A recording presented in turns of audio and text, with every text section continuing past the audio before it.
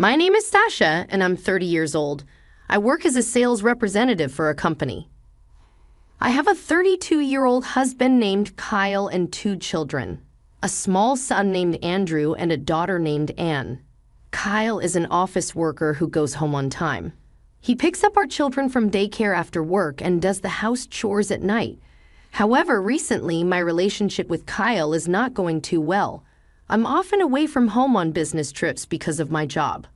Kyle doesn't like that, and when I come home, he continues to make petty complaints and we end up fighting. This has caused our marriage life to be a little awkward. I'm home one night when I come home from a business trip. Kyle says this, "You're late. What took you so long? You must be busy." But I'm exhausted from looking after the kids. My husband suddenly blew up at me. "Don't be so sarcastic. It's not like I go on business trips because I want to. Why don't you come home early sometime and play with the kids? They're always looking for you and asking for their mother." I don't know what to say to that, but I have work. Quite a while ago, you were the one who told me not to worry about the kids because you'd be the one looking after them since you'd come home earlier. And for that, I give you the weekends off and I always play with them on the weekend. Don't make it sound like I'm always ignoring our kids. Well, I'm not saying that you're abandoning your kids. I'm only saying that you need to focus a little more on your family. I know it's hard, but you've taken on the responsibility of taking care of the kids. So don't try to take back what you've said. Like this, every time I come home, there is an argument over the kids. I was in a state where I could hardly find a place to rest my mind. I felt like the stress was building up from all the complaints at work and the horrible comments made at me from my husband at home. Then one day when I happened to be home, Kyle's phone, which was on the table, rang. I wonder who it's from. I looked at it and saw a message that looked like it came from a woman. What's this? It's not from his work, right? But I didn't really check what the message said. At the time, I thought it was probably from a friend and didn't take it too seriously. Little did I know that this would later turn out to be a big trouble. I still regret that I should have questioned my husband at the time so that my children would not have had to go through such a painful experience. In the midst of all this, I had to go on a business trip away from home again. This time it was going to be a long trip, 4 days and 3 nights. A meeting for a large project I was to take on was to be held at the headquarters of our client's company. This is a great opportunity for me to also build my career. Of course, I had told Kyle in advance, but our relationship had cooled down and we were not talking much, so we often decided to ignore each other. Before I leave for the business trip, I tell the kids, I'll do my best with work. Mom, please play with us once you come home. I love you, Mom, because you play with us a lot on your days off after work. The kids can't seem to wait for me to come home. My children are my first priority, and to be honest, Kyle's income is small, and we cannot make ends meet without my hard work. I work for my children, and it is because of this that I'm able to work so hard. When I get back home, I will definitely play with the kids first. With this in mind, I head out for my business trip. The meeting went smoothly. As a result of my presentation, the client was satisfied and agreed with our proposal and gave us the permission to proceed with our service. When I reported the results to my boss, he praised me for doing a good job. Now I could go home and see my kids without any worries. Or so I thought. I was about to return home in the evening, exhausted from work, and that is when I received a call on my cell phone. Hello? Oh, I'm calling from the daycare center. Your kids have been absent for 4 days. Are there any problems with your kids? What? I tried to contact your husband every day, but he hung up the phone after saying that they were fine. I got a little worried, so I contacted you. That's strange. If the kids caught a fever or anything unusual, Kyle would have called me like before. I called Kyle immediately, but his phone seemed to be disconnected. I had a bad feeling. I hurried home. When I arrived home, I immediately noticed something strange. All the furniture had been moved out, and the house was empty. Huh? What? What is the meaning of this? I entered the house, looked around the room, and was in shock. To my horror, our kids were sleeping together in an empty bedroom on the floor. You must be joking. I immediately woke them up. Oh, Mom, you're home. I'm hungry. Both Andrew and Anne hugged me tightly. Where the hell is Kyle? I quickly took out my cell phone and called Kyle, but no matter how many times I called, I couldn't get through to him. I kept calling, and finally he answered the call. What? I heard Kyle's grouchy voice. What do you mean, what? What is the meaning of this? The house is empty, and the kids are left behind. I don't understand. Where the hell are you? Oh, now I'm in the new house with my girlfriend. My husband said in a flat tone. Yes, it was as if he was just talking about the weather. Like, oh, it's raining today. Huh? I could feel my brain refusing to comprehend what Kyle was saying to me. Girlfriend? A new house? He left the kids behind and went to his girlfriend. What do you mean, girlfriend? You mean that you've been cheating on me this whole time. I raised my voice and Kyle sighed. Well, I'm fine with that interpretation. Anyways, I'm not going back there. I can't take care of the kids anymore. I took all the furniture, but I left the kids there. What? I was speechless. Cheating and abandoning the kids. This is not just cruel treatment to me anymore. It was also cruel treatment for the kids, too. The kids were hungry and crying. Anyways, you better get your butt over here soon. The kids were just sleeping. If you're back from your business trip, you take care of them. I felt as if the blood vessels in my head had snapped. You've got to be kidding me. How dare you say such a horrible, cruel thing after leaving such small kids behind with no one to take care of them? You can say whatever you want. I don't want to take care of those kids anymore. See ya. With that, Kyle hung up the phone. Later on, Anne got a fever, so we took her to the hospital. I'm glad that you came home early, the doctor told me. I see, I replied, relieved when the doctor examined her. But why did your husband leave the kids behind? The doctor asked me as a simple question.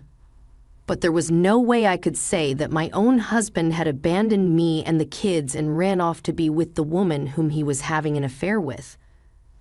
I just gave a vague answer and left the hospital.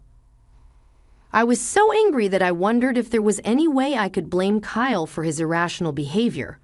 I couldn't imagine living with him anymore, so I decided to consult a lawyer for future consideration.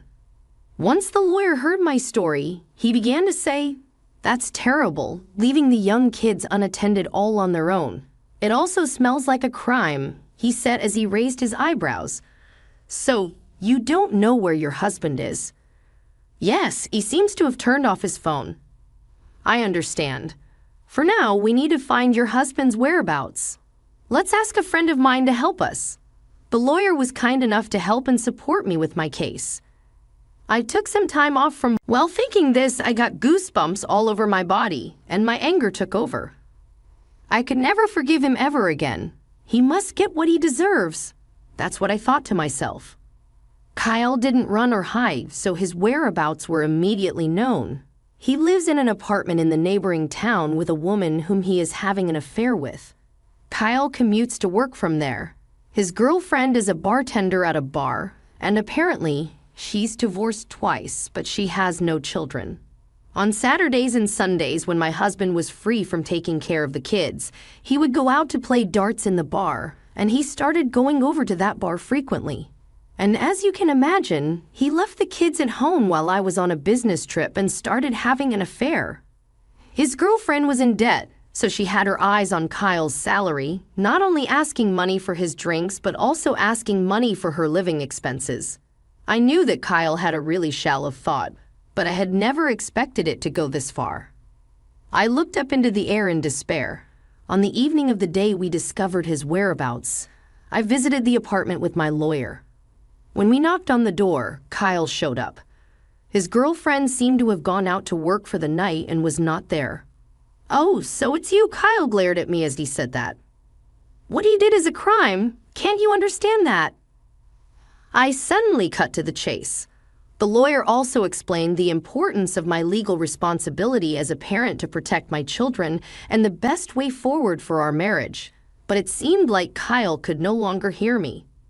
"Uh-huh. I know," Kyle muttered, but I couldn't stand to take care of the kids anymore. I just wanted my own freedom. Kyle was truly pathetic, and what he said was very unacceptable. To begin with, there are many men in this world who are raising several children by themselves. I take care of them all on weekends. And what's so hard about taking care of your own kids for a few hours after work during the week? And if it is hard, how is that a reason to cheat on me and leave the house? What you're saying is an excuse. What you're just doing is whining and complaining.